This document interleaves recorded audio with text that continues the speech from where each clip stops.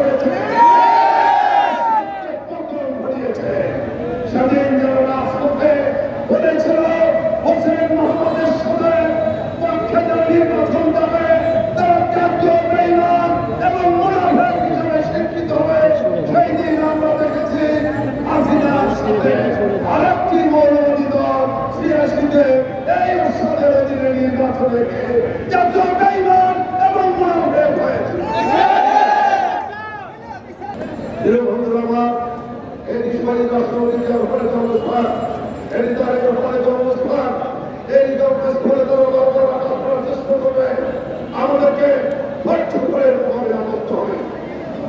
আমরা ধৈর্য ধরে ঈশ্বরের দেশের জনগণকে সঙ্গে অগ্রাণ মানুষের সঙ্গে এর জবাব দেবো, এর প্রতিবাদ করবো।